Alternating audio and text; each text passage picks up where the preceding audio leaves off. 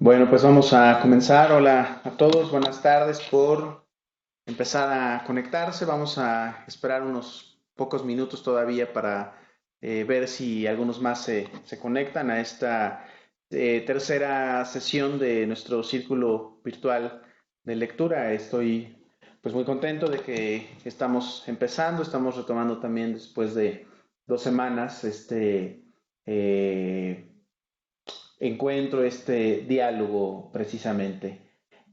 Pues bueno, vamos a comenzar. Como sabemos, bueno, pues hoy toca revisar el capítulo del libro de Alerta Spoiler.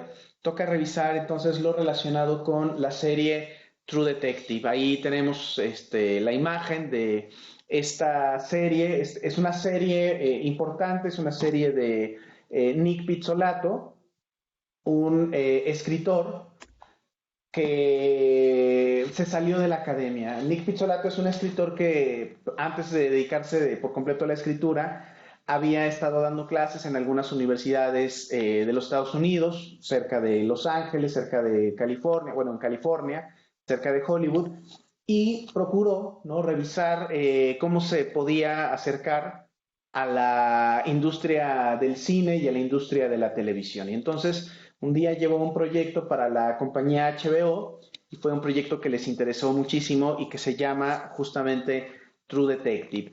Bueno, Nick Pizzolatto es un autor joven, ¿sí? Tiene más o menos mi edad, lo cual pues significa que todavía está joven.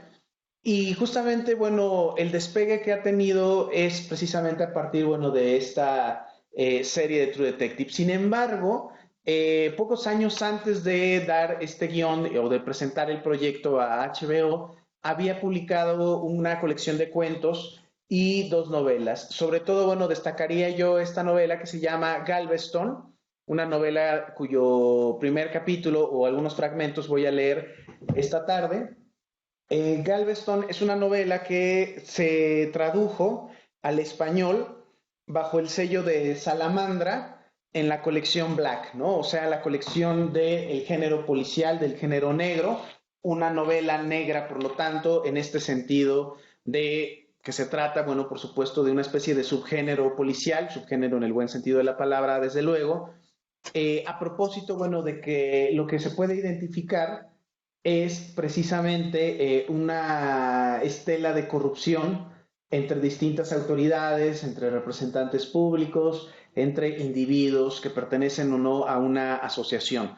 Y básicamente, bueno, el género policial pues tendría dos vertientes. La principal pues es la llamada novela de enigma, o sea, la novela problema que está buscando precisamente incidir en la sociedad para tratar de capturar a los criminales que han cometido un delito. Si de alguna manera nos remitimos a los orígenes de la literatura policial, desde luego que es muy importante pensar en el detective Auguste Dupin, el detective de ficción, el detective imaginario creado por Edgar Allan Poe en algunos cuentos que escribió, ¿no?, durante los años 30 y 40 del siglo XIX. Sobre todo, bueno, estaríamos hablando de tres cuentos, concretamente El misterio de Mary Roget, La carta robada y Los crímenes de la calle Morgue. En este último, Los crímenes de la calle Morgue, es donde aparece por primera vez ese detective Auguste Dupin, que además, bueno, es un detective que se encuentra en París y a partir de esta vivencia, podríamos decir, que experimenta a propósito de una ciudad no totalmente cosmopolita, donde justamente ya la multitud hace que el individuo se pierda, pues es donde se empieza a configurar esta figura de un detective aislado de la sociedad, muy lúcido, muy frío, capaz de percibir cosas que las demás personas no pueden captar. Ese detective Auguste Dupin pues es el que va a dar origen también a otros detectives en la historia de la literatura. Quizá el más famoso sea Sherlock Holmes, ¿no? El detective inventado por Arthur Conan Doyle, este escritor británico, que desde luego construyó toda una saga y cuya saga precisamente se puede todavía percibir más allá de sus obras, ¿no?, en distintas obras precisamente. Incluso, bueno, pues sabemos que el cine se ha apropiado en buena medida de este detective de Sherlock Holmes y desde luego, bueno, pues por ahí tenemos también esta línea importante de la vigencia de la actualidad del género policial en los medios audiovisuales. Esa sería una línea precisamente, ¿no? La de el género policial que se encuentra buscando la resolución de problemas relacionados con los crímenes. De ahí que por eso es el genio y a veces también el método lo que lleva a descifrar quién es el asesino, ¿sí? Y desde luego, bueno, pues en el cine y la televisión el género policial siempre es un género altamente comercial. No se digan las novelas policiales, las novelas de Raymond Chandler y de Dashiell Hammett en los Estados Unidos, que han sido traducidas a muchísimos idiomas y que son también una influencia directa de Nick Pizzolatto. Estas novelas, bueno, ya no son precisamente las de los detectives, digamos, en el sentido tradicional, a los detectives de Conan Doyle y de Edgar Allan Poe, sino más bien, bueno, son detectives que tienen conflictos psicológicos muy íntimos, conflictos psicológicos que exhiben sus contradicciones.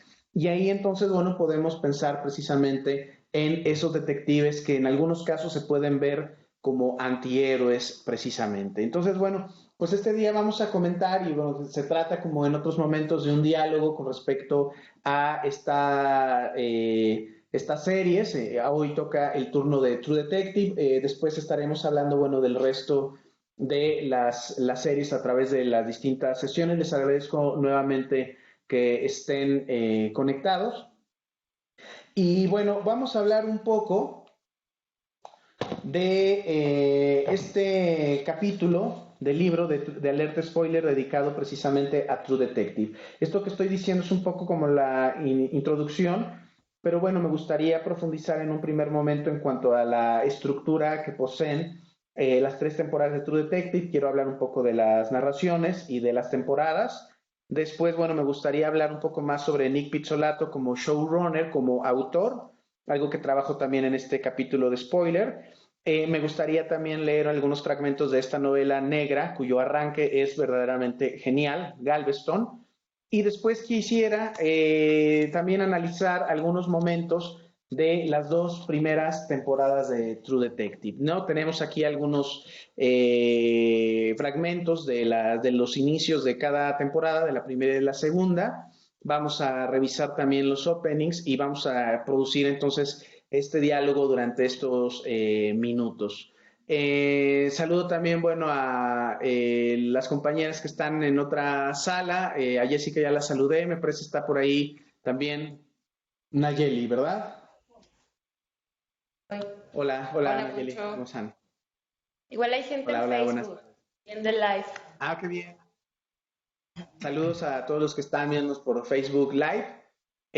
Y pues bueno, vamos a empezar entonces. Bien, en la estructura de True Detective tenemos por lo tanto que se trata de una serie que hasta el momento, bueno, ha tenido 3 temporadas. La primera temporada apareció en el año 2014.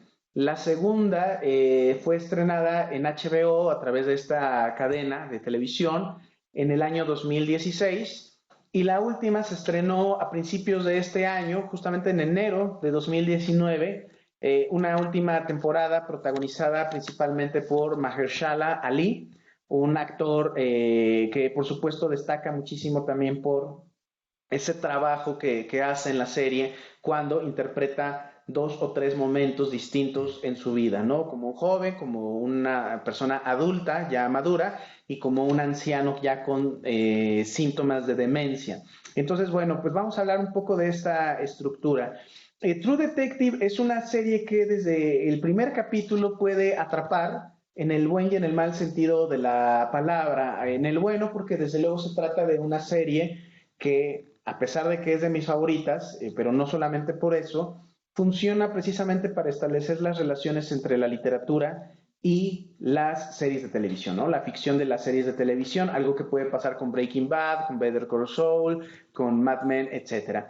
Es una serie, bueno, que tuvo un gran éxito en su primera temporada, que en la segunda disminuyó, sobre todo, bueno, porque se trató de una trama que no tenía de alguna manera un conflicto demasiado ambiguo, como sí lo tiene en la primera temporada sus personajes principales.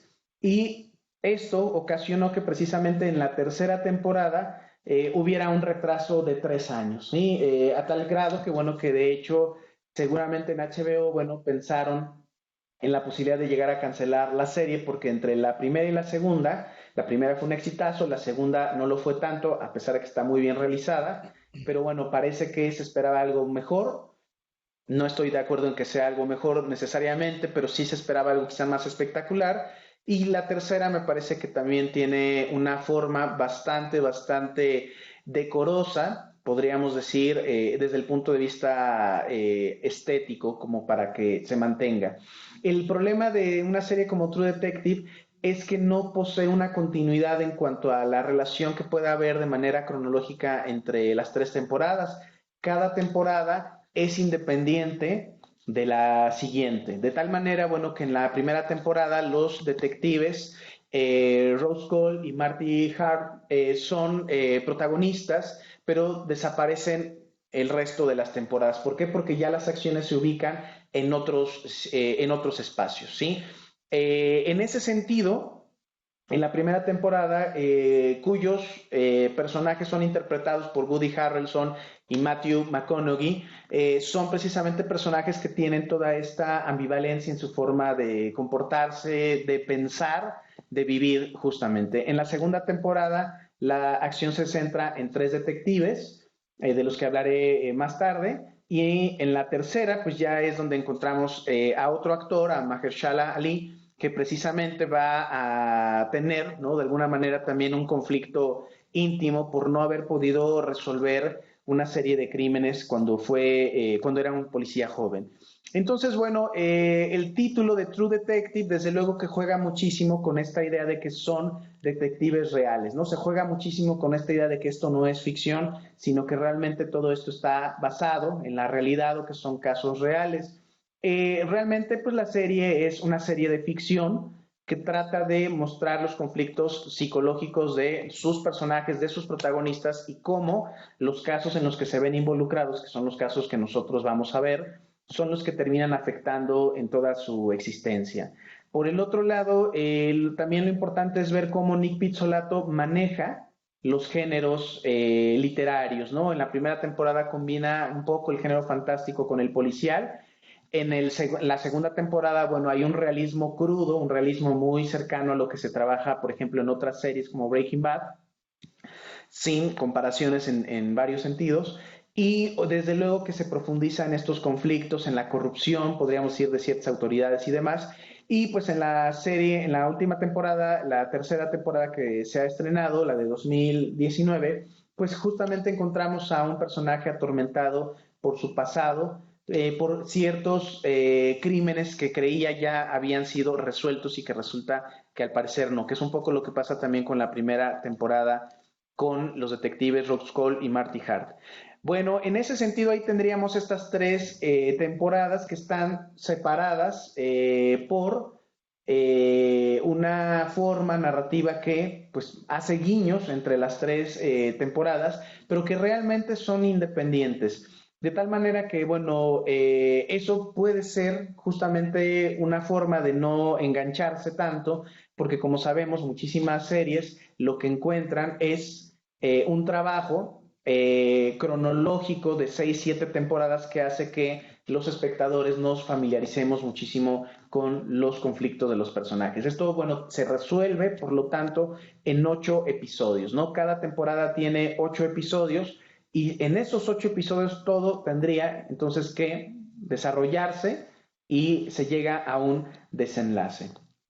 Bueno, en ese sentido, me gustaría, bueno, que al seguir hablando, bueno, veamos algunos videos, estemos ahí comentando algunos puntos, pero antes me gustaría también continuar con Nick Pizzolatto, ¿no? En el caso de Pizzolatto como autor, pues podríamos ver precisamente que Pizzolatto entra a esta escena de las series de televisión como guionista, entra de una manera lateral, es novelista, es cuentista, pero además lo que encontramos con este escritor es justamente una forma de intervenir de manera totalmente polémica en la producción, en la dirección y en la escritura de su propia obra, ¿no? Él es el creador y ya sabemos que en las series de televisión el concepto de creador cada vez pesa más sobre la figura del director, ¿no? De tal manera que por eso la primera temporada tuvo a Gary Fukunaga como el máximo director.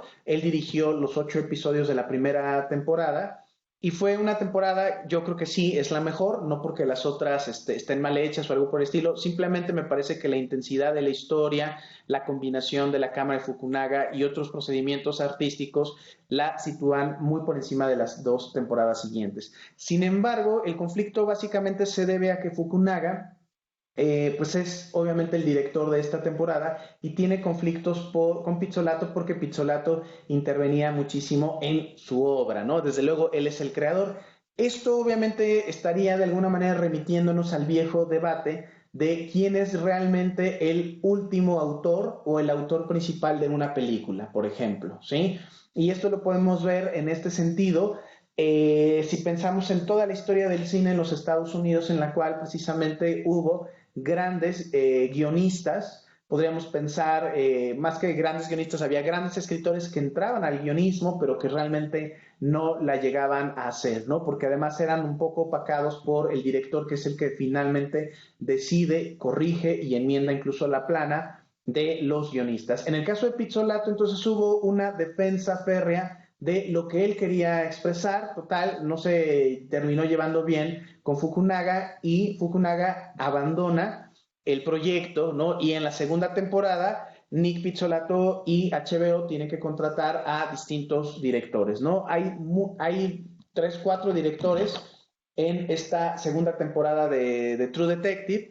Y para la tercera temporada, ¿no? Nuevamente Pizzolato y HBO contratan a otro director, cuyo nombre en este momento se me escapa, y este director, bueno, parece que nada más aguantó 2 o 3 capítulos, ¿no? 3 capítulos. Hasta ahí llegó, y entonces hasta el mismo Pizzolato dirigió 1 o 2 capítulos y después entraron otros directores a dirigir el resto de los capítulos. Entonces ahí podríamos ver precisamente esta forma de reivindicar el trabajo artístico, más allá de que una serie de televisión sea precisamente un producto en serie, o sea, un producto de fábrica. Me parece que ahí encontramos precisamente ese lado estético que permite que se mantenga, ¿no?, la independencia hasta donde sea posible de una obra. Entonces Nick Pizzolato en buena medida puede ser un tipo de creador, en este sentido de, ¿no?, un creador de una serie que independientemente de las presiones que pueda tener con una compañía, en este caso HBO, pues bueno, trata de mantener hasta donde es posible su proyecto. Y eso me parece muy importante porque desde luego que hay muchas series que solamente por criterios comerciales se mantienen al aire, ¿no? Por ejemplo, The Walking Dead. Y otras que deciden cerrar de una manera muy digna, en el buen sentido, justamente porque, bueno, han cumplido su ciclo y los creadores saben que extenderla solamente va a arruinar lo que fue un gran proyecto, ¿no? Sería el caso de Vince Gilligan con Breaking Bad, ¿no? Que pues tuvo solamente 6 temporadas. Sería el caso de Mad Men, ¿no?, de Matthew Weiner. Y bueno, pues lo que llevamos precisamente en este caso de las 3 temporadas de True Detective de Nick Pizzolato. Podríamos pensar en las 7 temporadas de Los Soprano, ¿no?, una obra creada por David Chase, o las 5 temporadas de The Wire, una serie también que apareció en HBO de David Simon. Entonces, son precisamente figuras que no solamente se dedican a crear estos guiones, sino que en realidad están siempre, ¿no?, relacionándose con la literatura y producen todos estos diálogos entre literatura y las series de televisión. Eso es uno de los temas que desde luego a mí me ha tocado investigar. Y precisamente, bueno, también traje hoy otro libro. Se llama Reflexiones multidisciplinarias sobre metodologías actuales en las ciencias sociales. Es un libro publicado por la UNAM. Y bueno, justamente en esta invitación que me hicieron para publicar en este volumen, yo trabajo 2 series de televisión, True Detective y Breaking Bad. El texto se llama Relaciones intertextuales, los caminos de la literatura en las series televisivas Breaking Bad y True Detective. Entonces, como ven, este es solamente un ejemplo. De lo que se trata es de pensar precisamente en cómo las series de televisión han también trasladado una serie de trabajos estéticos que al parecer en algunos momentos muchos hubieran creído solamente correspondían a la literatura impresa, ¿no? Y a los géneros tradicionales como la poesía, la novela, el cuento, el ensayo y el teatro, ¿no? Y entonces, pues vemos que estos grandes géneros en realidad también han sido desplazados por otras formas narrativas, para bien y para mal, y en ese sentido, así como ocurrió con el cine, pues ahora encontramos que son las series de televisión, esta nueva forma narrativa en la cual se puede explorar un tema o el conflicto de los personajes de una manera mucho más extendida, ¿no? Por eso hay algunos críticos, algunos teóricos que han hablado del concepto de megafilme, precisamente a la hora de referirnos a una serie de televisión. En el caso de True Detective, pues bueno, mencionaba yo, el concepto es más de temporadas independientes con actores y personajes distintos en espacios geográficos reales o ficcionales, pero muy cercanos a la realidad. Y por ahí es donde también podríamos establecer el día de hoy estas relaciones. Bueno, entonces este título de True Detective es un título totalmente ambiguo porque todo el tiempo está jugando entre la ficción y la realidad, crea personajes imaginarios que están basados también en figuras que podrían identificarse, sobre todo para la gente de los Estados Unidos, y al mismo tiempo produce, ¿no?, estos límites o esta anulación de los límites, esta anulación de las fronteras entre lo que consideramos es real o ficcional. Bueno, antes de continuar, no sé si alguien de los participantes quiera comentar algo que quieran decir, los compañeros. En Facebook, no sé si haya comentarios, no sé si alguien quiera comentar. Voy a hacer una modificación. Ok, bueno, parece que estamos así bien. Y bueno, también si quieren hacer algún comentario, bueno, a través de Facebook con Jessica Enciso lo pueden hacer. Bueno, ahí estarían viendo algunas imágenes. Esta imagen corresponde al detective Marty Hart, interpretado por Woody Harrelson. No sé si alcanzan a verlo. ¿Sí? ¿No oigo? Sí, sí se ve. No sé, allá en... Vale. Muy bien, gracias. Entonces, bueno, en esta imagen encontramos el inicio de la serie. No es la escena inicial, pero sí es una de las principales imágenes en las cuales precisamente el personaje, bueno, está siendo entrevistado después de los acontecimientos que tuvieron lugar unas décadas atrás, ¿no? Esto, bueno, es grabado en la ficción en el año 2012 y en realidad, bueno, el personaje ya no es detective, ya es una especie de investigador privado que es citado en la policía para que hable de los casos de feminicidios que habían ocurrido en los años anteriores. Entonces, bueno, es un poco lo que encontramos aquí con estos personajes. Vamos a hablar entonces ya de lleno de la primera temporada. Y bueno, vamos a pasar el opening y vamos a empezar a hablar de esta temporada que apareció en el año 2014.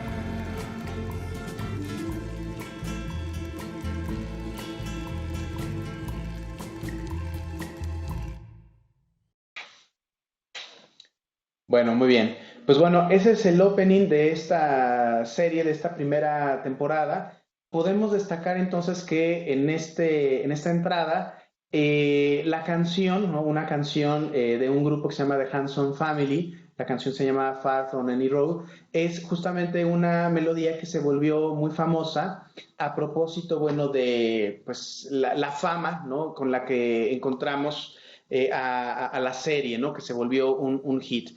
Pero más allá de eso, ¿no? La canción está también en relación con el conflicto de los personajes, sobre todo si pensamos en el caso de estos dos detectives interpretados por Matthew McConaughey y por Woody Harrelson, quienes precisamente en los años 90 van a tener un caso asignado a una serie de feminicidios que se producen en el estado de Luisiana, ¿sí?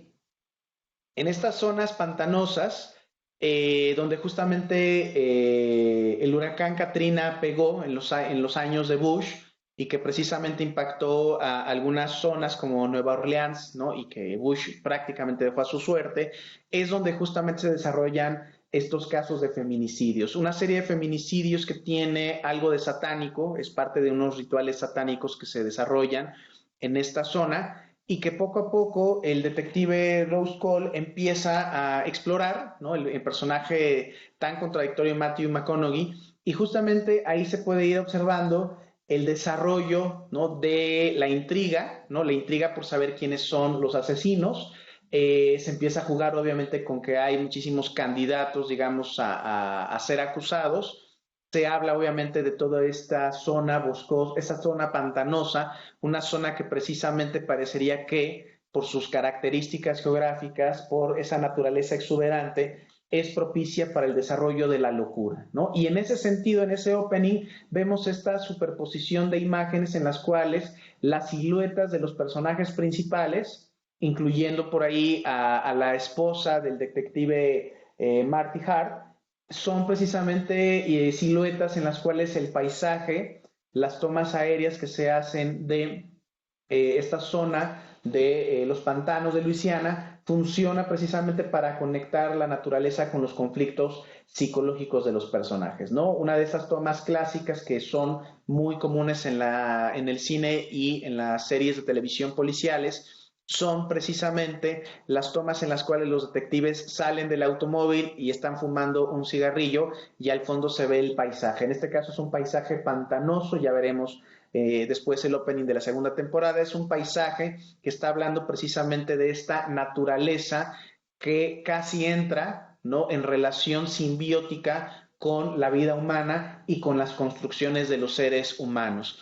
Hay obviamente en las tres series, en las tres temporadas, perdón, una relación con la locura, podríamos decir, una relación en la cual justamente pareciera que los grandes conflictos familiares son también determinados por esta naturaleza que parece es propicia, ¿no? Para generar el mal. Y entonces, en las tres temporadas hay una relación entre locura y maldad que Nick Pizzolatto trabaja de una manera muy sutil.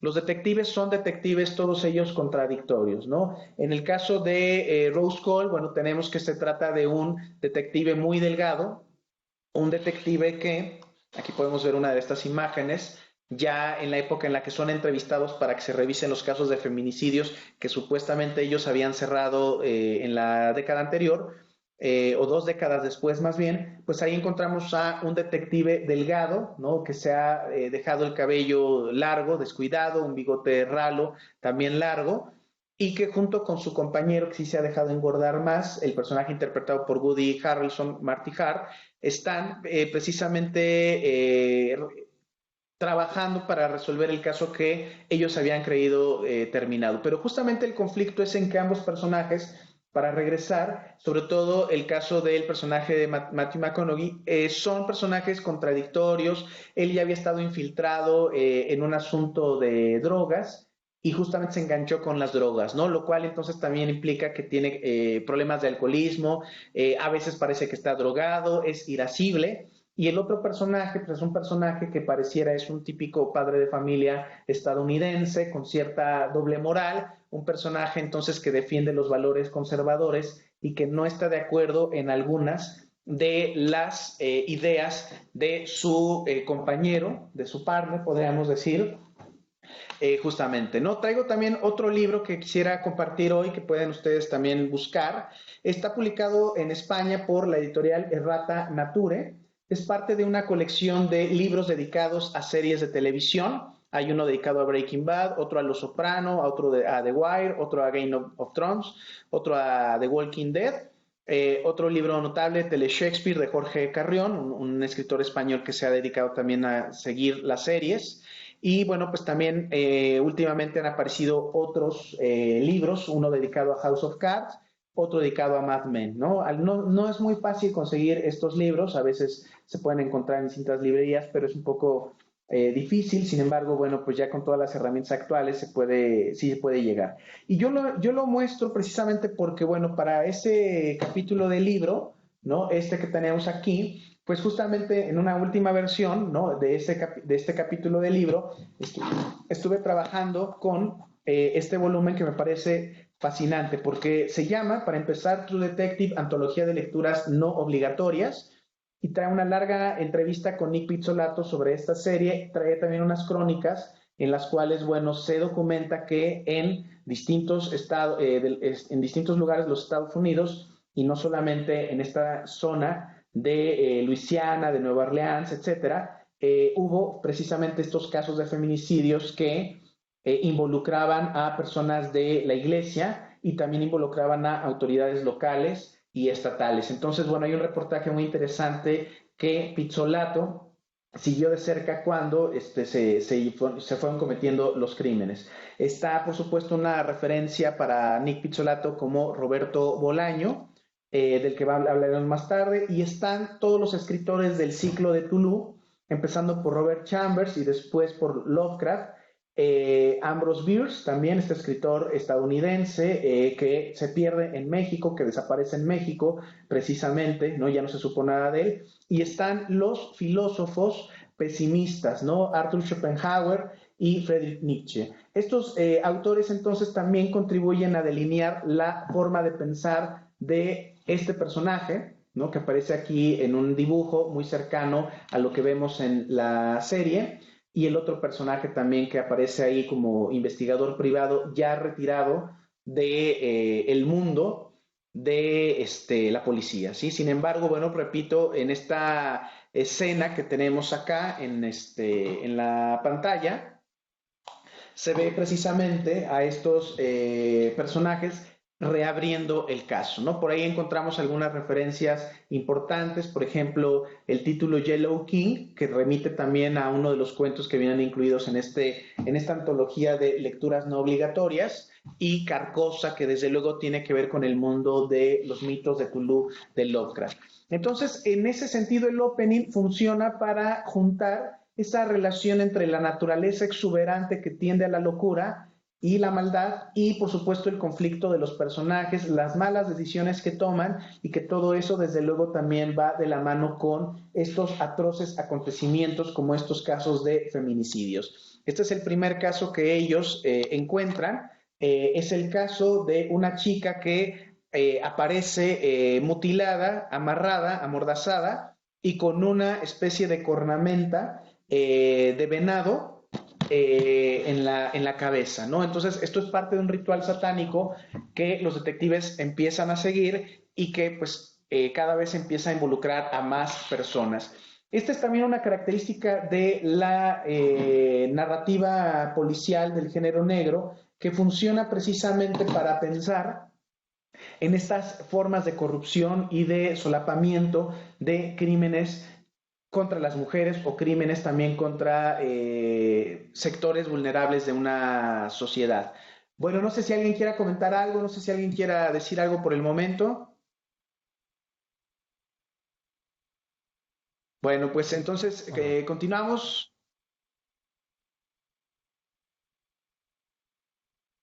Bueno, vale. Entonces, en ese sentido, también me gustaría que viéramos unos fragmentos de esta primera temporada, porque precisamente ya desde el inicio ya hay un intento de mostrar estas formas encarnadas del mal en relación con la religión. Y por eso también, para volver al opening, seguramente vieron por ahí a un muchacho, a una especie de adolescente de lentes, de cabello cortado en casquete, que precisamente está levantando las manos, ¿no? Bueno, esto forma parte de una escena en la cual los detectives llegan a una iglesia protestante y se incorporan a estos rituales, ¿no? Porque van a buscar al pastor que precisamente les puede dar información sobre los criminales que han estado, ¿no? realizando estos asesinatos en la zona. Déjenme ver si aquí ya le atino al episodio. Aquí está. Lo ponemos de una vez entonces.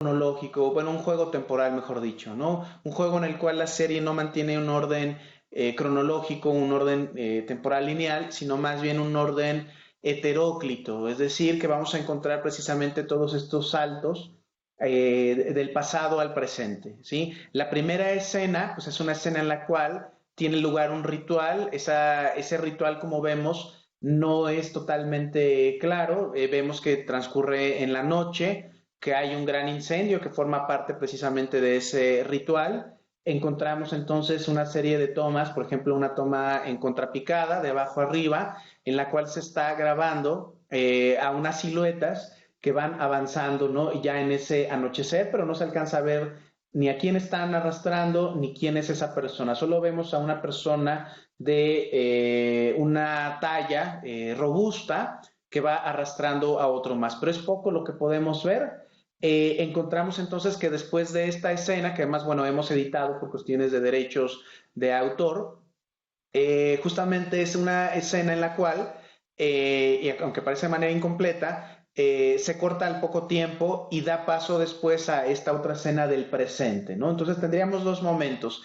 En el año 1995, cuando tienen lugar estos asesinatos y el caso es asignado a estos dos detectives, y el año 2012, como ahí en la pantalla, en la parte superior se indica, cuando precisamente ambos detectives han sido citados para comparecer nuevamente, ¿no? Ellos sospechan que han empezado otra vez los crímenes que supuestamente ellos ya habían resuelto en 1995 y son citados para que respondan precisamente por lo que pasó anteriormente. De tal manera que eso también mantiene muchísimo el interés de la primera temporada, ya que podemos notar los personajes han cambiado y eso se va a pues consolidar en el momento en cual los personajes muestren sus contradicciones a lo largo de estos episodios y a lo largo de esos meses que dura la investigación y las secuelas que dejó precisamente esta investigación atroz y tremenda. Encontramos entonces en un primer plano al detective Marty Hart, quien precisamente pues está contando un poco la historia de esos crímenes o quiere empezar a contar los crímenes o qué es lo que a él le tocó vivir y los detectives que lo están filmando le están pidiendo que hable del detective Rose Cole, ¿no? Este detective que como ya ustedes vieron aparece con este encendedor en la mano, el cigarro en los labios, después va a aparecer una cerveza barata en lata que se va a tomar ahí justamente, ¿no? En un espacio así carcelario más o menos como el que tengo yo acá y que precisamente, bueno, funciona, ¿no? En ese sentido para, ¿no? La grabación, ¿no? Me siento un poco ahí como estos detectives, ¿no? Bueno, salvando desde luego las distancias.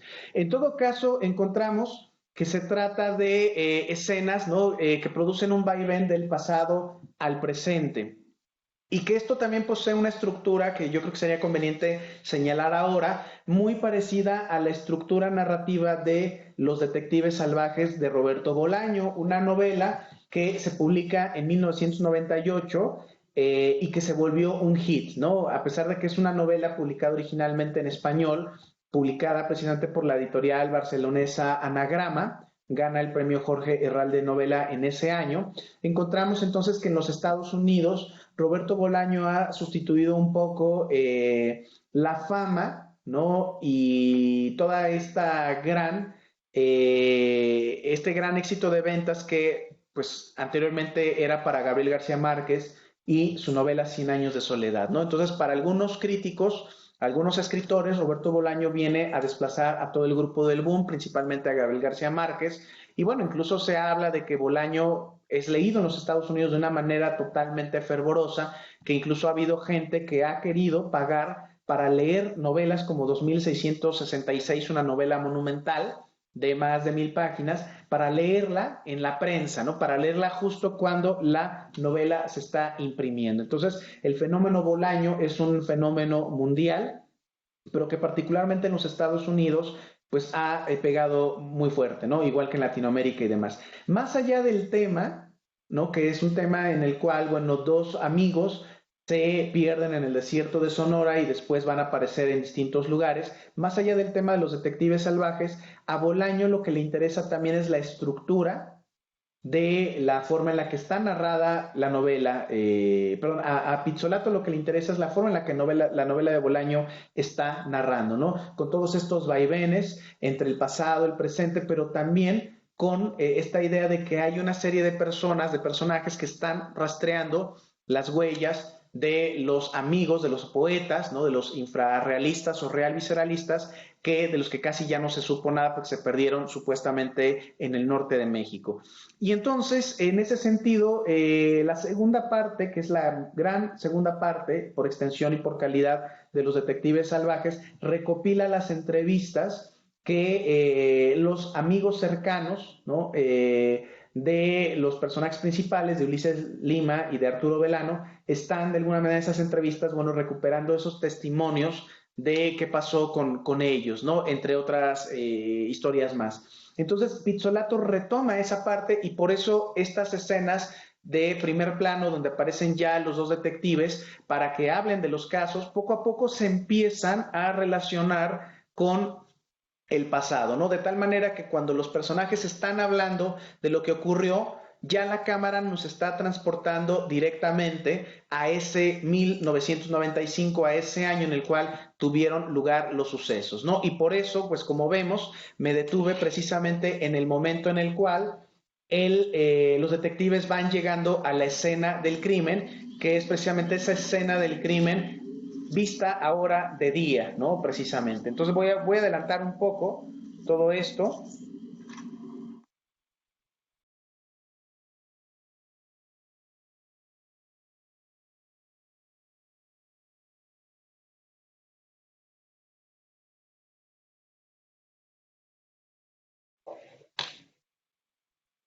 Muy bien.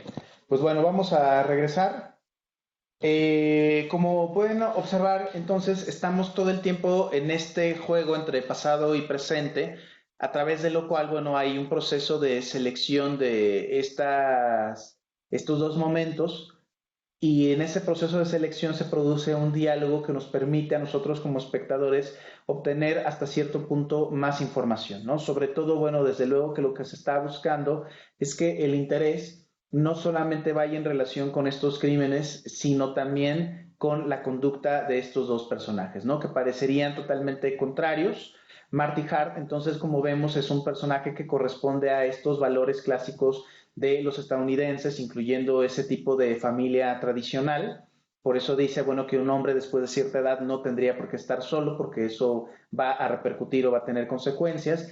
Y el otro personaje rudo, ese personaje duro, que precisamente estaría negando, ¿no? Todo tipo de posición conservadora, ¿no? Hay diálogos que son bastante pesimistas que ellos sostienen en la patrulla o en el automóvil que utilizan para desplazarse, ¿no? Y para recopilar información. Y entre algunos de esos comentarios que Rose Cole menciona, bueno, dice que la especie humana toda debería llegar a un acuerdo de ya no volver a reproducirse y que todos deberíamos de caminar juntos hacia la extinción. Y en ese sentido, entonces de lo que se trata es precisamente de pensar en las formas en las cuales la literatura se introduce precisamente en estas formas de representación audiovisual, porque bueno, buena parte de los diálogos, estas formas que encontramos de trabajo, de diálogo, bueno, no son precisamente creadas por Nick Pizzolatto, sino que él ha tomado citas textuales directas de distintos autores como Schopenhauer, como Nietzsche, como Tomás Ligotti y otros, y justamente con base en todo eso ha creado estos diálogos que sostienen Hart y Cole.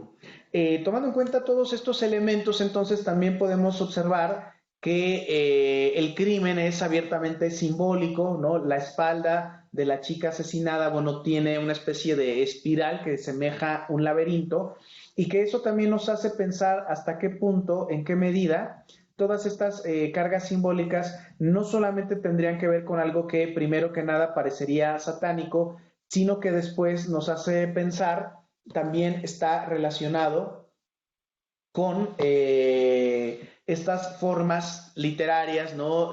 Ficcionales, imaginarias de Carcosa y del Rey Amarillo, precisamente, ¿sí? En ese sentido, entonces, Carcosa es precisamente un lugar inventado por Ambrose Bierce en uno de sus cuentos, el cuento que aquí está recopilado en la antología de lecturas no obligatorias de True Detective, es precisamente el de un habitante de Carcosa. Entonces quisiera leer yo algunos fragmentos de esta obra, porque Carcosa, bueno, como ven, está precisamente en el centro, en la parte superior de la lámina, ¿sí? Ahí ustedes la pueden observar.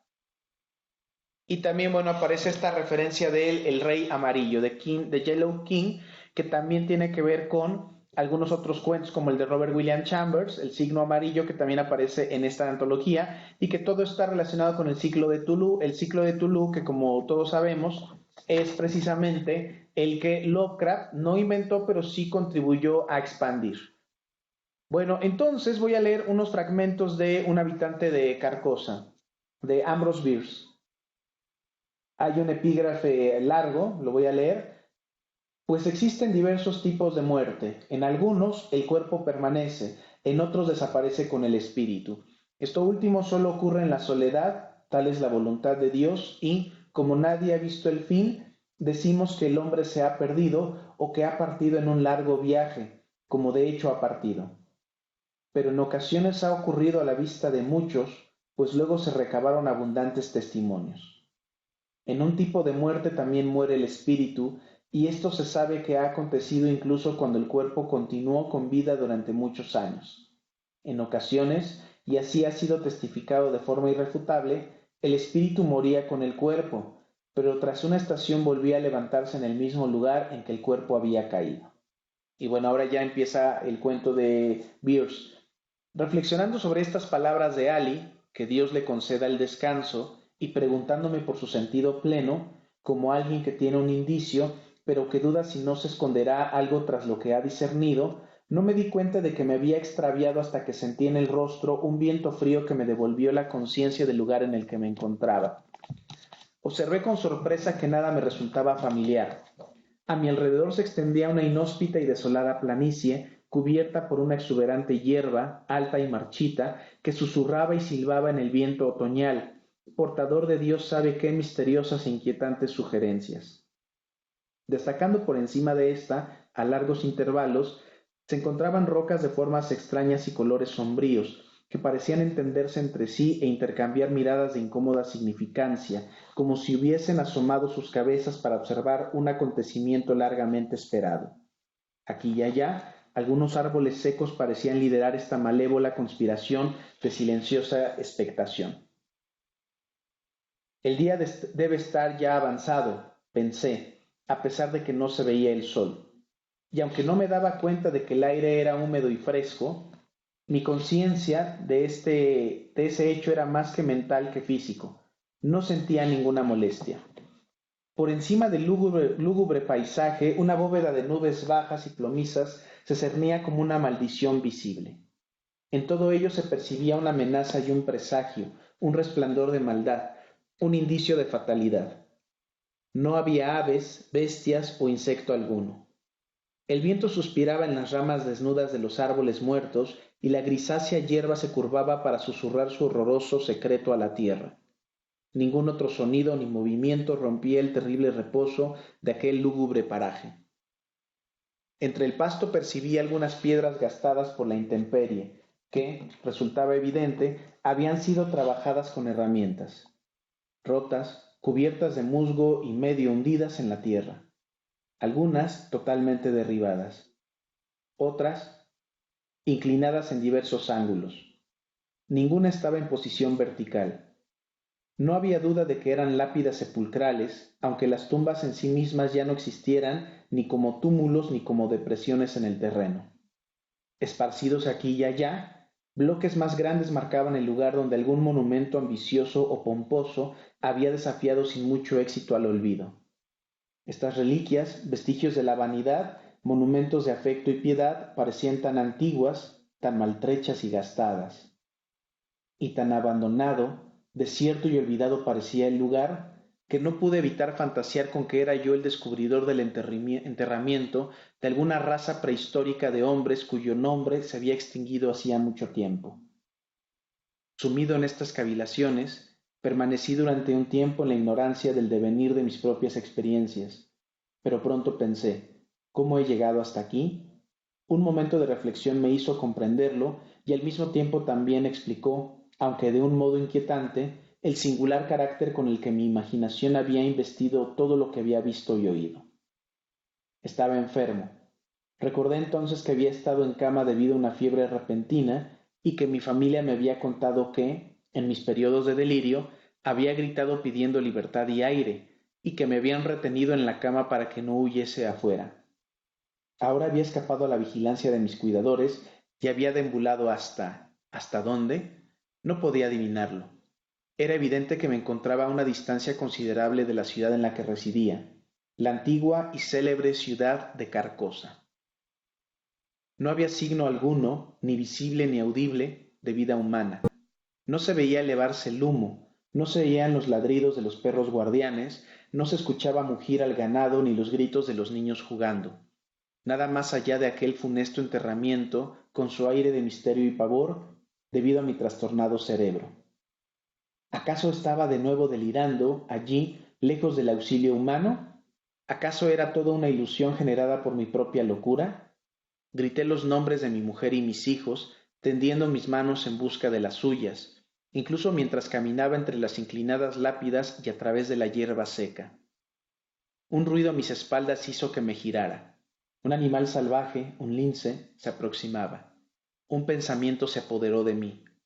Si me desmorono aquí, en el desierto, si vuelve la fiebre y caigo, esta bestia se me echará al cuello. Salté hacia ella, gritando. A un palmo de mí, pasó trotando tranquilamente y desapareció tras una roca. Un momento más tarde, y un poco más allá, la cabeza de un hombre pareció brotar de la tierra. Ascendía por la pendiente más lejana de una pequeña colina cuya cumbre apenas se distinguía desde la planicie. Pronto pudo verse por completo su figura, destacando contra el fondo de nubes grises. Estaba medio desnudo, medio cubierto por pieles. Tenía los cabellos en desorden y una larga y andrajosa barba. En una mano llevaba un arco con sus flechas, en la otra una brillante antorcha que desprendía un largo rastro de humo negro. Caminaba despacio y cuidadosamente, como si temiese caer en alguna tumba abierta, oculta por la hierba. Esta extraña aparición me sorprendió, pero no me alarmó. Me dirigí hacia él para interceptarlo y, ya delante, lo abordé con el saludo acostumbrado. Que Dios te guarde. No prestó atención alguna, ni detuvo su marcha. Buen extranjero, continué, estoy perdido y enfermo. Indíqueme el camino, se lo ruego, a Carcosa. El hombre entonó un canto en una lengua desconocida, pasó de largo y desapareció. En la rama de un árbol podrido, un búho ululó de un modo siniestro, y a lo lejos se oyó la respuesta de otro. Al mirar hacia arriba, a través de una repentina apertura entre las nubes, vi Aldebarán y las Yadas.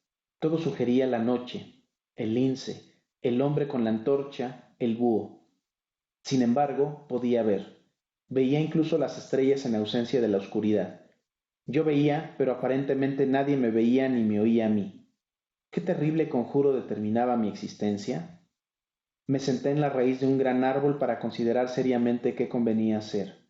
Ya no albergaba dudas sobre mi locura, pero había en mí un espacio para la debilidad respecto a esta convicción. No mostraba síntoma alguno de fiebre. Es más, a pesar de todo, experimentaba una sensación de alegría y de fuerza que me eran totalmente desconocidas, una especie de exaltación física y mental.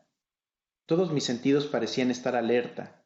El aire resultaba ser una sustancia pesada y podía oír el silencio. Una enorme raíz del árbol gigante contra cuyo tronco estaba apoyado abrazaba y presionaba una losa de piedra que emergía parcialmente por el hueco que dejaba otra raíz. De este modo, la piedra se hallaba en parte protegida de la intemperie, aunque estaba muy descompuesta. Sus aristas estaban desgastadas, sus esquinas redondeadas, su superficie llena de grietas y desconchados. Brillantes partículas de mica podían verse en la tierra que la rodeaba, vestigios de su descomposición. Aparentemente, la piedra marcaba la tumba de la que siglos antes había brotado el árbol. Las ávidas raíces habían saqueado la tumba y aprisionado su lápida. Un repentino soplo de viento empujó las hojas secas y ramitas que se habían acumulado sobre la lápida. Vi las letras en relieve de una inscripción y me agaché para leerla. Dios santo, mi nombre completo, mi fecha de nacimiento, la fecha de mi muerte. Un rayo de luz iluminó el costado del árbol cuando salté de terror. El sol nacía en el rosado oriente, y yo estaba de pie entre su enorme disco rojo y el árbol, pero no proyectaba sombra alguna en el tronco. Un coro de lobos aulladores dieron la bienvenida al amanecer.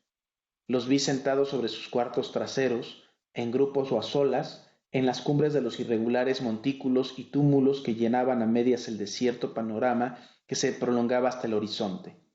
Entonces supe que eran las ruinas de la antigua y célebre ciudad de Carcosa. Y bueno, hay un doble espacio en blanco en el texto.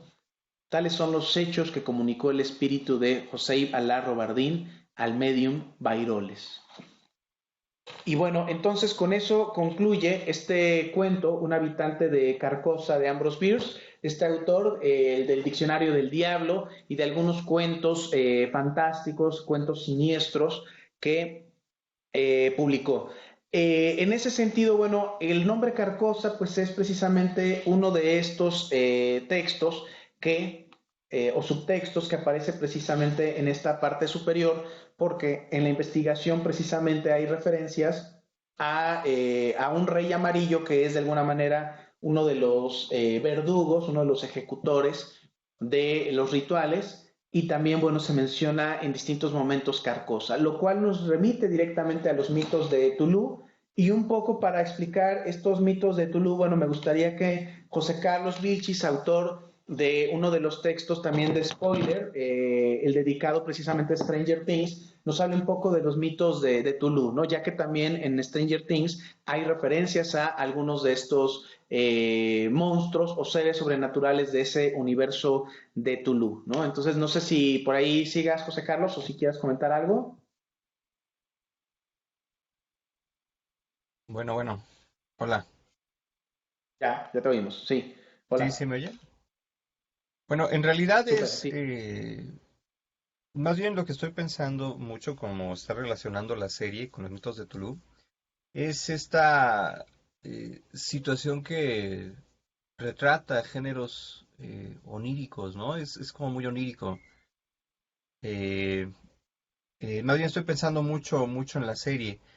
En realidad el horror de los mitos de Tuluá, yo lo recuerdo que se vincula a esa ciencia ficción y a estos géneros oníricos que te estoy diciendo. Y, y lo que recuerdo, me tomaste como muy desprevenido. Yo estaba como pensando en preguntarte muchas cosas de la serie. Ahorita lo hablamos, claro. Pero el asunto que yo recuerdo es la perspectiva de explorar submundos del mundo cotidiano, ¿no? Hasta donde yo recuerdo. Que incluso una de las ciudades más famosas de terror de este tipo de mitos, pues es Arkham, ¿no? Que Y ahorita la recordé porque está muy en boga la película de Joker que están haciendo, bueno, que está proyectando en este momento. La idea de los mitos de Tulu que yo recuerdo es este horror de submundos que está acechando permanentemente a la humanidad. Y justamente es lo que estaba pensando. No he visto True Detective, de hecho. Estaba pensando en este tipo de horror de submundo que está manejando pues el texto, ¿no? Perdón, la serie. Pero vaya, es lo que te podría decir a bote pronto, porque la verdad me agarraste muy, muy, muy desprevenido y un poco No, no, embelesado por no. el Sí. texto que estabas Y yo diciendo. pensaba, sí, no, no te preocupes.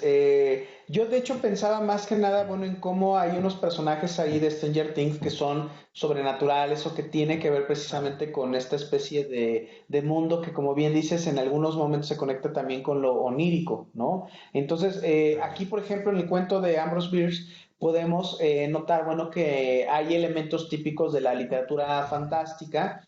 En este caso, bueno, los dos últimos renglones o las últimas líneas del cuento mencionan, bueno, que se trata precisamente de un mensaje del más allá, ¿no? Del personaje que descubre que está muerto y que desde luego la literatura fantástica ha explorado de muchísimas formas. Bierce podría ser precisamente uno de esos precursores, ¿no? En cuanto a lo que se dedicó. Claro. Y entonces me parece que ese mundo de lo onírico es también a partir, bueno, se piensa a partir, bueno, de estas representaciones de una literatura de terror que cuando es llevada a estas formas, por ejemplo, como la de la imagen que tenemos, pues ahí supuestamente está precisamente Rose Gold entrando a Carcosa. Esta idea precisamente de que la naturaleza ya ha asimilado las construcciones, ¿no? Y que la antigua ciudad Carcosa, que ya es una ruina, Claro. y que por eso se menciona que pasa por ahí un viajero y que está entonando una canción, una lengua desconocida para este personaje que murió seguramente cientos de años atrás, estaría de alguna manera jugando precisamente con la maldad,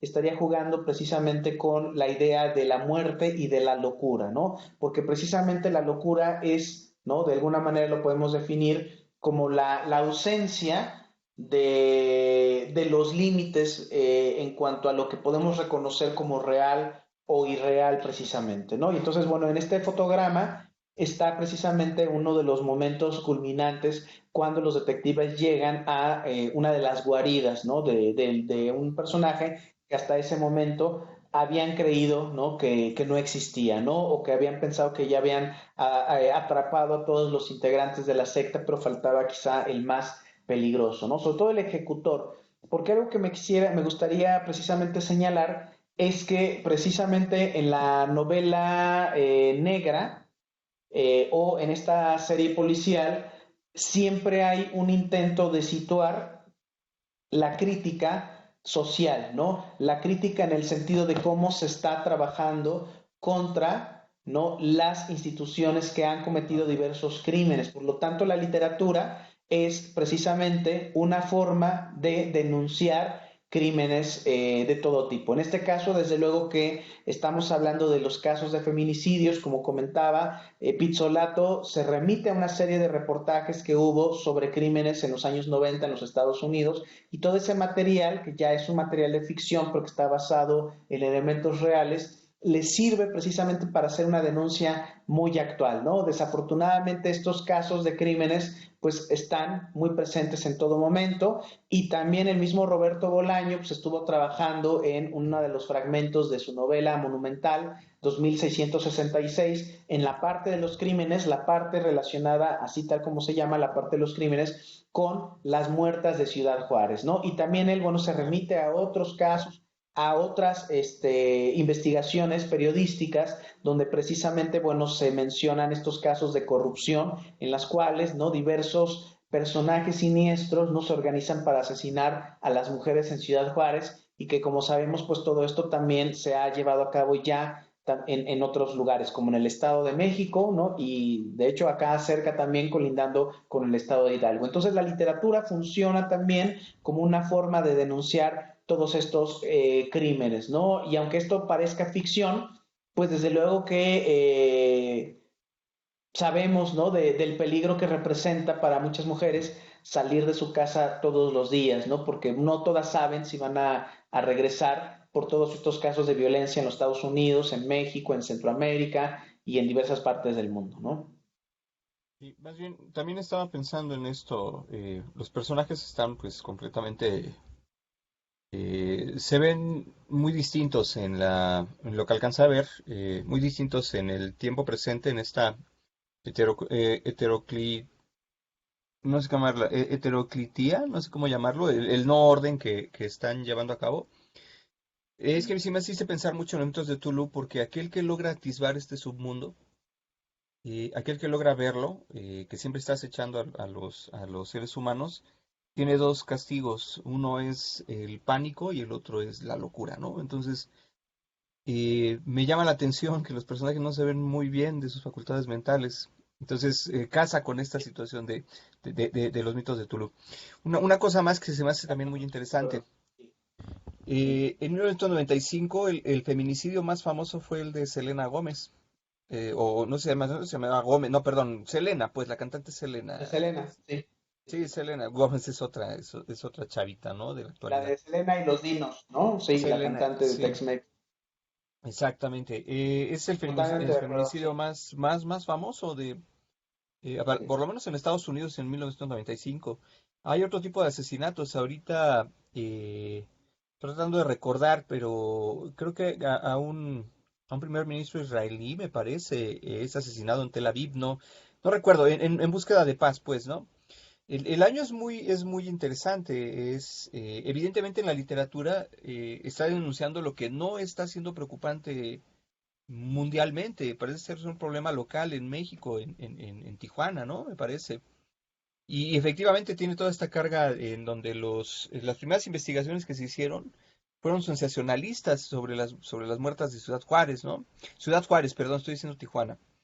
Las muertes de Ciudad Juárez, yo recuerdo que las primeras noticias se trataba de vincular como con unos rituales del tipo satánico, antes de descubrir que era un problema en México, un problema nacional, ¿no? Un problema que se ha agravado con los años. En fin, lo que estoy pensando es, sí, claro, perdón, de verdad me agarraste muy en curva.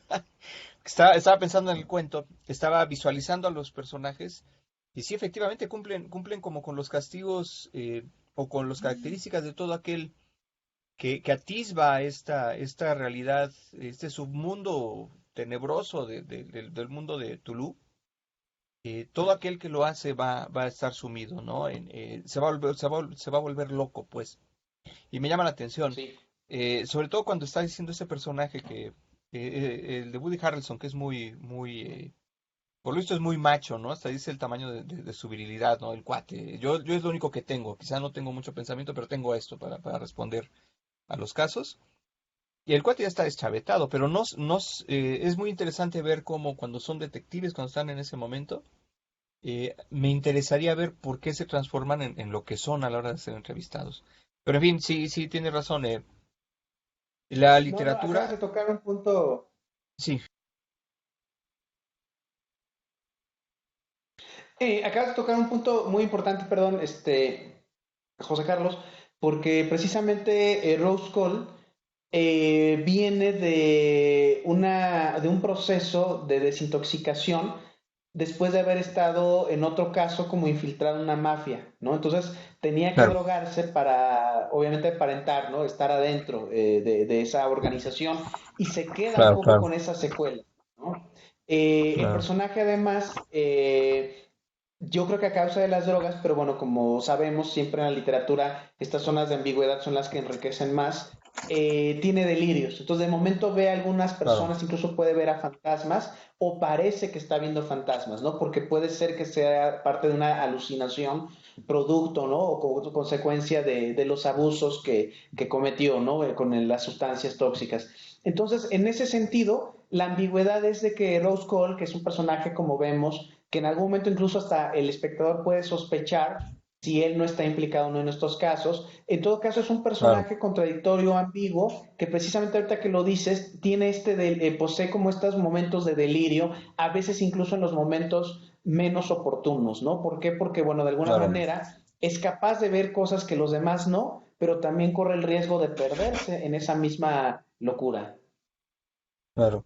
De hecho, en Spoiler Alert, tú mismo mencionas que hay si mal no recuerdo, estás hablando responden a un prototipo del personaje del detective, ¿no? Que beben, fuman, son solitarios, ¿no? Alcohólicos. Lo que me parece muy interesante es este aderezo en donde hay toda un aura de algo muy turbio, algo muy ominoso, ¿no? Como fuera de la realidad. Eh, Perdón, pero bueno, es que Sí, que me acordara de ese elemento que decías en tu texto.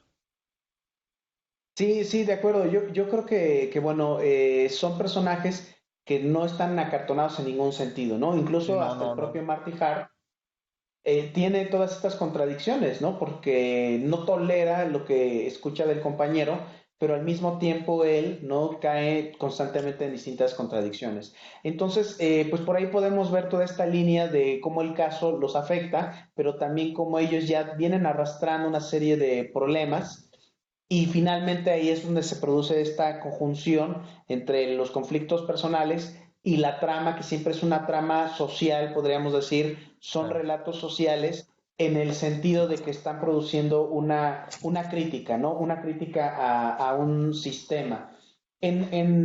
Precisamente en el libro, en Alerta Spoiler, ajá, al inicio de mi capítulo, bueno, puse un epígrafe de Juan José Saer, gran escritor argentino, ¿no? Esto lo tomé de un libro que se llama La narración objeto. Cuando habla del género claro, policial, Saer dice, la novela negra es una forma de realismo crítico, ¿no?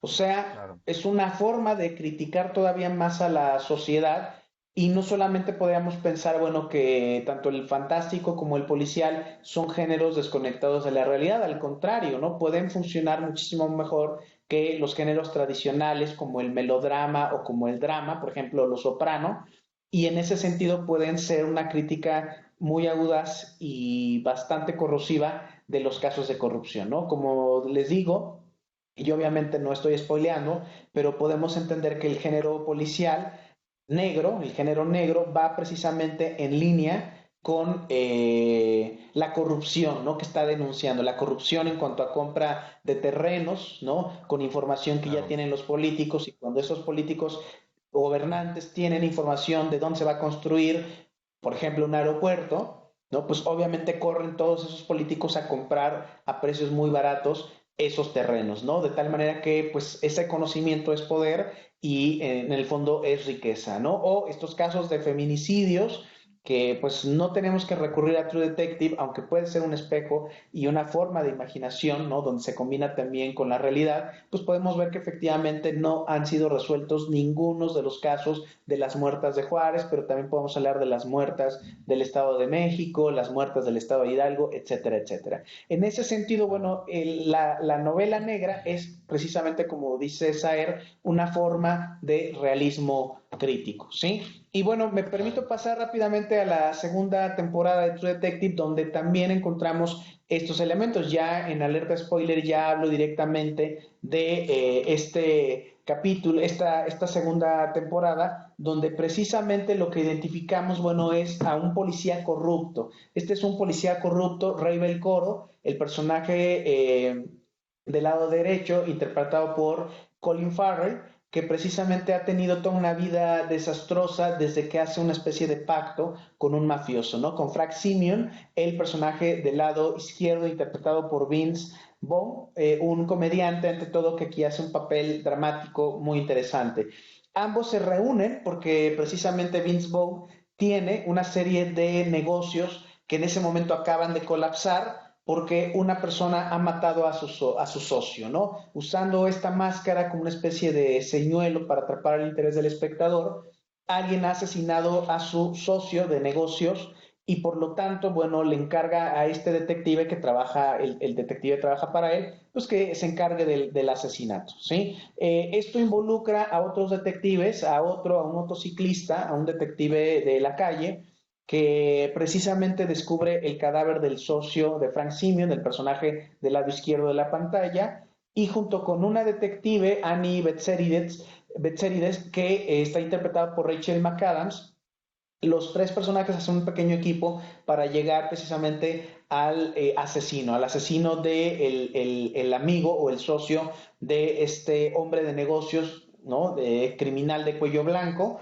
Y a partir de ahí, bueno, vemos también estos conflictos de estos tres personajes, ¿no? Los conflictos tienen que ver precisamente con que este personaje, de una manera metafórica y literal, le ha vendido su alma al diablo a cambio de información que necesitó en su momento, pues ha terminado reclutado y trabaja en realidad para este mafioso Frank Simio, ¿no? El otro detective, el motociclista, tiene un conflicto interior sexual, ¿no? Duda de su sexualidad o ha ocultado su sexualidad, y la otra chica, Annie Betserides, interpretada por Rachel McAdams, es una detective violenta, incapaz de tener una relación emocional estable, y es una detective que además todo el tiempo ha sido de alguna manera formada en un mundo muy masculino, en el cual, pues bueno, ella poco a poco ha tratado también de imponerse, ¿no? Imponerse también en el código de lo masculino. Bueno, es un poco la historia de estos personajes,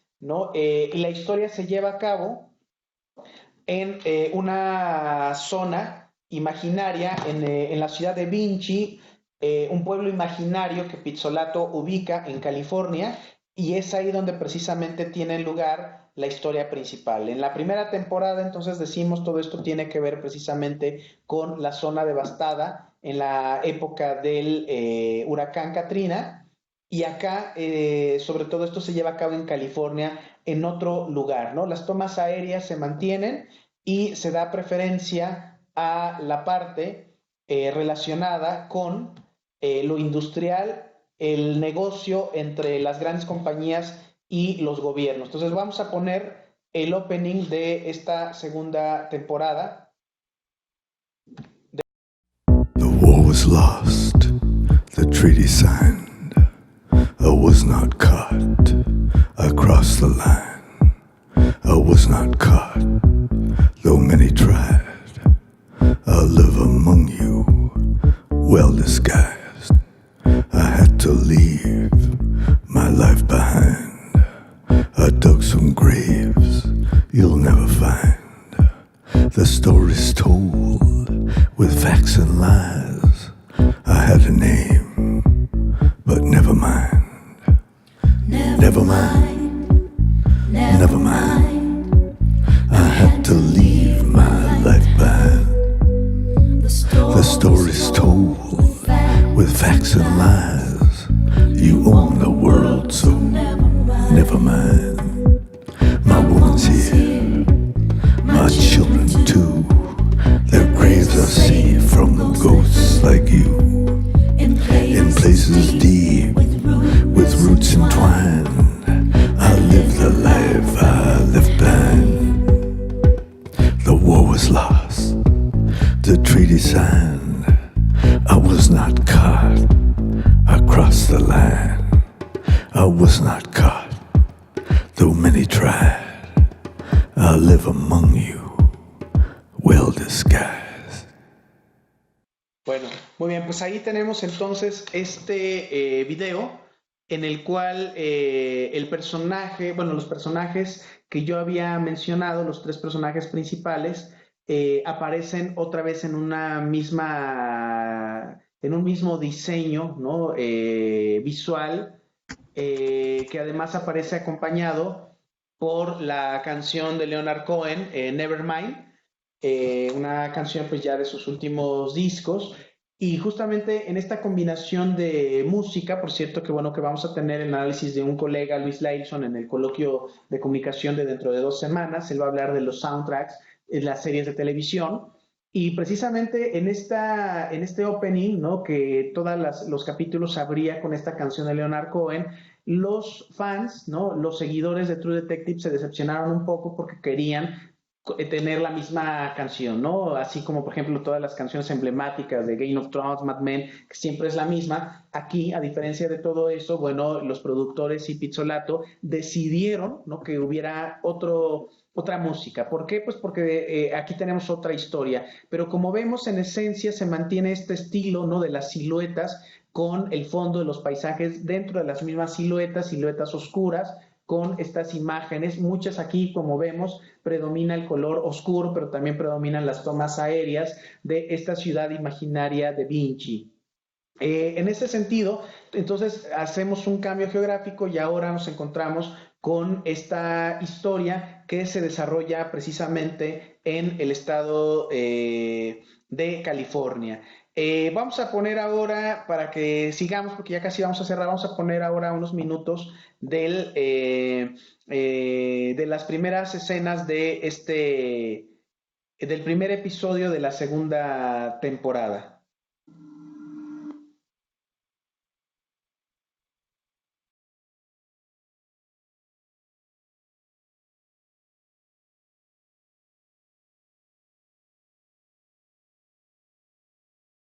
Bueno, ahí paramos porque si no ya no lo vamos a tener tiempo para continuar. ¿Me escuchan bien?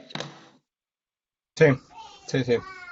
Vale, vale, muy bien. Pero bueno, vemos aquí que en estas escenas que también hemos editado por derechos de autor, nos hemos concentrado precisamente en el conflicto del detective principal, del protagonista, el detective Ray Belcoro, que justamente tiene un grave problema que viene arrastrando, ¿no? Prácticamente desde que su esposa fue violada y nadie sabe si efectivamente él es el padre biológico de ese niño, ¿no? De ese niño con el que aparece en estas primeras escenas. Es un detective corrupto, es un detective que por información para saber quién había violado a su esposa, vende, ¿no? De alguna manera su integridad al empresario del que había hablado en las escenas anteriores. Entonces, bueno, aquí se concentra todo, sobre todo en estos tres detectives, en sus casos neuróticos totalmente identificables. Y en los tres casos, desde luego que en la infancia, diría Freud, la infancia es destino, la infancia es la que termina de alguna manera influyendo en su comportamiento. Pero en el caso de este joven detective, me detuve precisamente en la escena en la cual el personaje está llegando al tugurio regenteado por este hombre que además había sido también padrote, como se dice coloquialmente, y bueno, con ese personaje es con quien precisamente va a hacer el pacto a cambio de la información falsa, por cierto, que le han vendido. Entonces, bueno, esta segunda temporada se concentra en las relaciones entre la política y los negocios turbios. Por eso yo comentaba, bueno, el ejemplo sería el nuevo aeropuerto internacional de la ciudad de Texcoco, justo, ¿no? O del lago Texcoco, justo por lo que representa para los ciudadanos y para el país. Ahí podríamos ver también otra forma de realismo crítico, como dice Saer, que es precisamente la novela negra, ¿no? Y bueno, en el capítulo en el que yo me dediqué a escribir para alerta spoiler, justamente estaba yo pensando en todas estas representaciones del mal, ¿no? En estas representaciones del mal a propósito precisamente de la locura, de la maldad y otros elementos más, ¿no? Esta imagen que tenemos acá corresponde precisamente a un personaje que violó a la detective Betsérides en su infancia, ¿no? Y ella cuando se infiltra a una zona donde hay encuentros entre políticos y mujeres que han llegado ahí para satisfacer sus deseos sexuales, ella es drogada para que pueda entrar y tiene una alucinación, otra vez volvemos a este tema de la alucinación en la cual cree ver al violador, ¿no? Que además, bueno, este personaje conecta también con el aspecto que tenía su padre durante la infancia de ella, ¿no? El padre de ella además dirige una secta religiosa, un grupo ahí medio New Age, también ahí en California, entonces por ahí ella está conectando todos esos elementos de su infancia y de su desastrosa vida de adulta. Bueno, me voy a callar para que alguien más quiera participar, Nayeli, Jessica, no sé si quieran comentar algo del capítulo. Nayeli, bueno, le quité el libro para traerlo aquí un momento, una disculpa, pero bueno, no sé si quieran comentar algo de lo que hemos visto hoy, de la primera o de la segunda temporada, es algo que quisieran comentar ustedes en Facebook, no sé si hay algún comentario.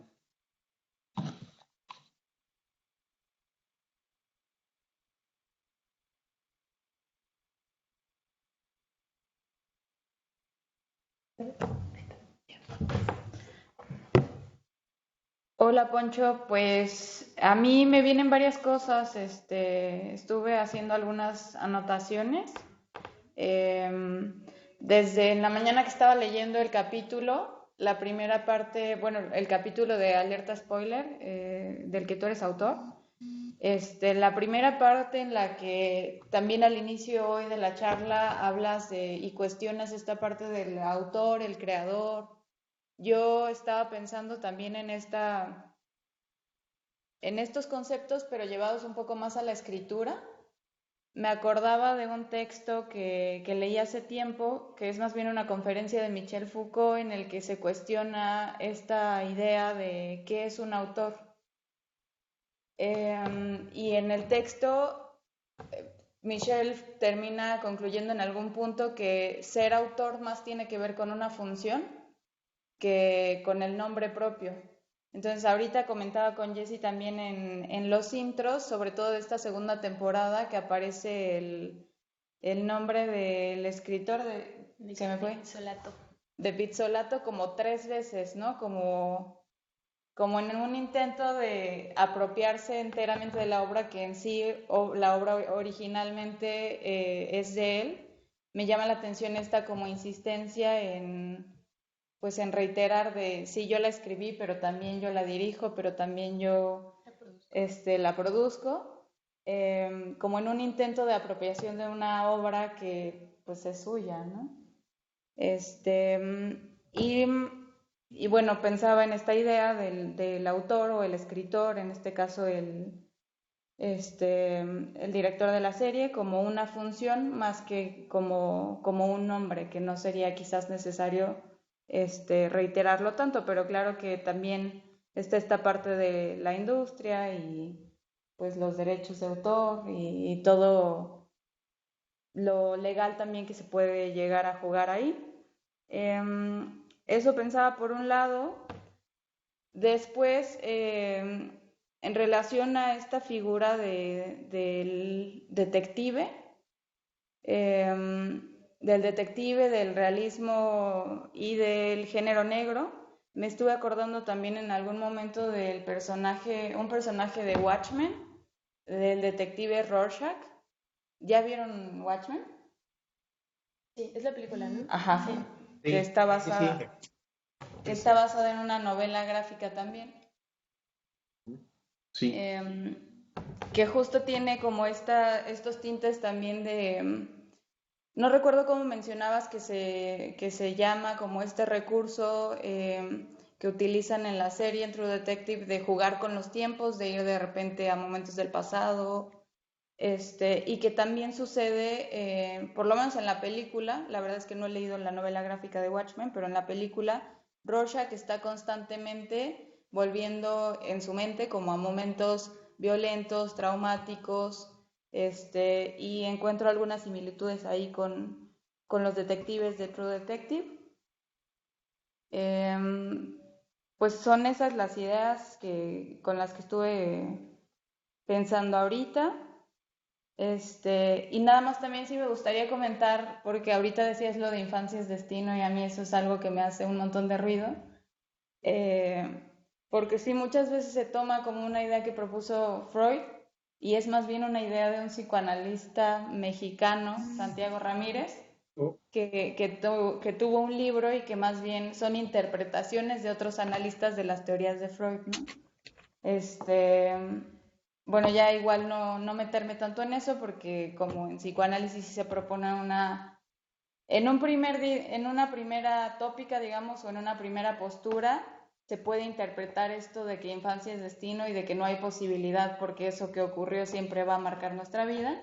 No niego que vaya a marcar, pero existe, digamos, una apuesta y propuesta del psicoanálisis que sería la resignificación y la reelaboración de eso pasado, de esa infancia traumática, de esas huellas, ¿no?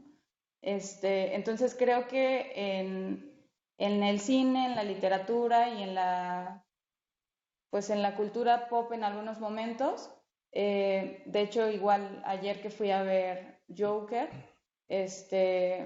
toda la narración en sí pareciera como, me gustó la película en general, pero la construcción del personaje y como esta estructura casi causal que le dan a quién es Joker al final de la película, por ejemplo, en la que sí, si pasó esto en su infancia y si pasó esto otro, pues claro que va a devenir un sujeto de esta manera, ¿no?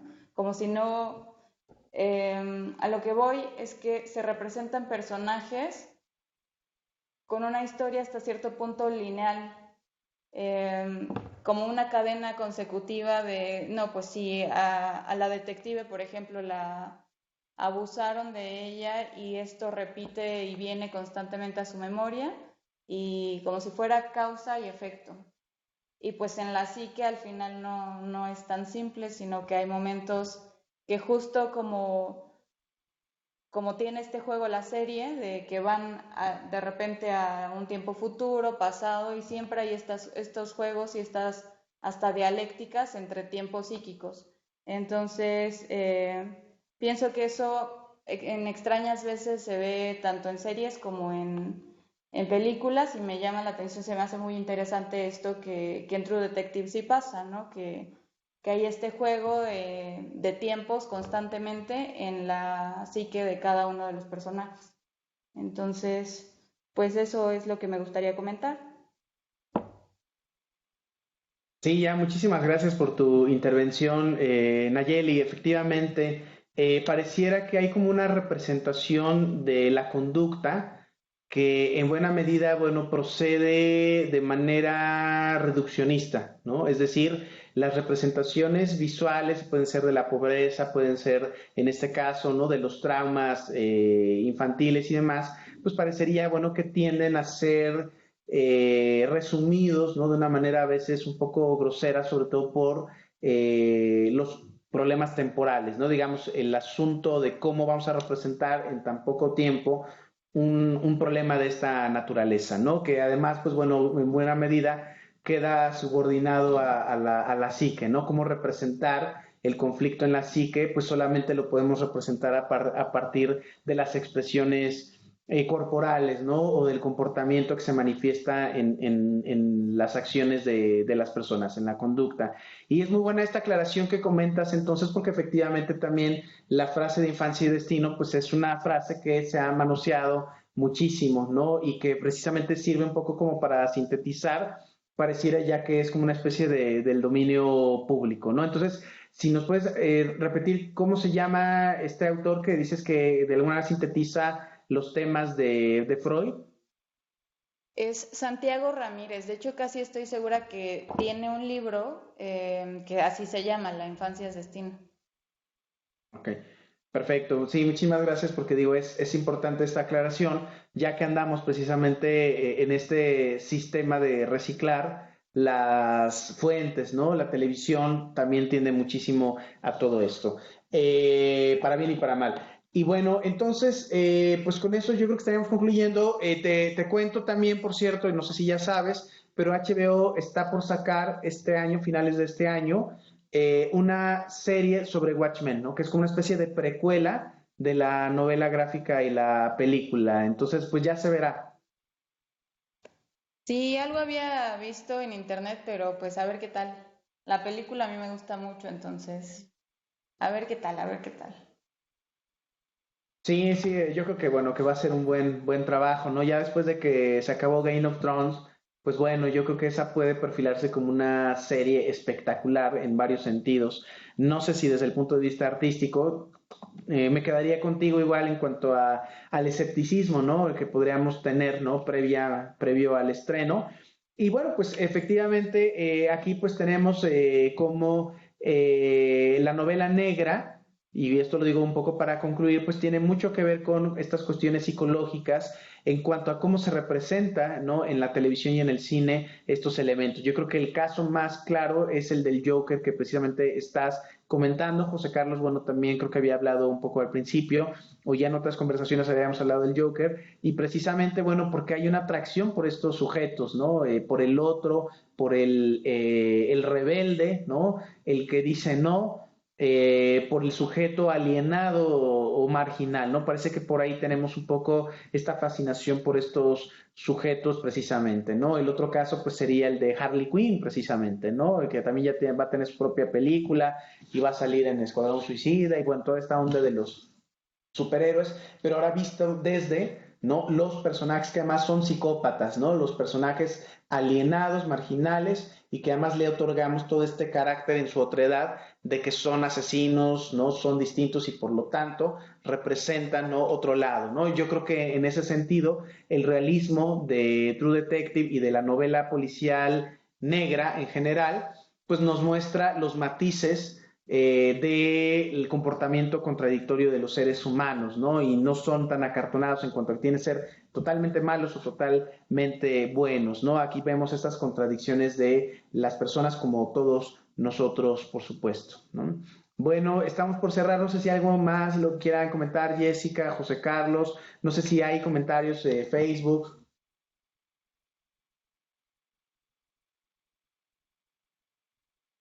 No, gracias, no, ¿Todo gracias. bien? Todo bien. Bueno, Bueno, solo una. En tu texto, cuando hablas de los lugares del mal, que no son los sujetos, sino la sociedad que los produce, entonces, que sí está muy en boga ahora con esto de Joker, me llama la atención porque lo escribiste muchísimo tiempo antes, pero nada más, ¿eh? Nada más. Bueno, es una idea muy rusoniana, ¿no? Esta idea de Rousseau de Claro. el hombre nace bueno y la sociedad lo hace malo, y que es una idea finalmente prerromántica, ¿no? O romántica, ¿no? En ese sentido, el individuo corrompido, ¿no? Por la sociedad. Y entonces, bueno, el detective ya está corrompido, pero también tiene ojos para ver, ¿no? Las cosas tal como son, ¿no? Desde Auguste Dupin, desde Sherlock Holmes, pues ya tenemos estas figuras de detectives que están más o menos fuera de la ley o fuera de la sociedad.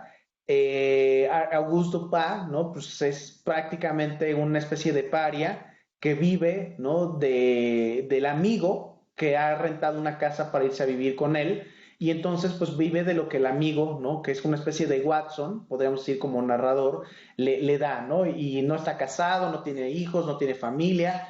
Es un personaje fuera de la ley que, como dice precisamente Ricardo Piglia en un libro importante que se llama El último lector, el detective tiene que estar fuera de la sociedad, ¿no? Y aquí en True Detective, los detectives que están dentro de la sociedad como Marty Hart, pues son detectives muy acartonados, ¿no? Que tienen una convicción y un sistema bastante rígido y simplón. Y el caso de, ¿no? Estos personajes como Belcoro, policía corrupto, que buen policía tampoco, o el de Matthew McConaughey, que sí es ya un detective mucho más lúcido, precisamente por estas formas de delirio que posee, pues son detectives que precisamente están más Rose Cole que Ray Belcoro, son personajes que están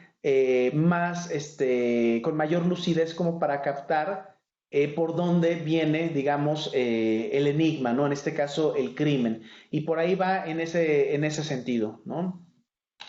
Así es. Bueno, pues Sí, yo creo sí, que ya claro. con esto ahora sí ya concluimos, pero pues muchísimas gracias, José Carlos, por conectarte. Muchas gracias también, Nayeli, por estar aquí, por todos tus aportes, igual que Jessica, Ana Sara y otros colegas más, Clemente también, que nos han estado apoyando. Y bueno, también gracias a Patricia, que también, Martínez, que también, Patricia Ruiz, que también, bueno, nos está escribiendo y que, bueno, pues también le interesó mucho True Detective. Gracias a todos y, pues creo que allí ya cerramos. Muchas gracias. Hasta luego. Gracias, Bye gracias. bye, hasta luego. Nos vemos. Chao.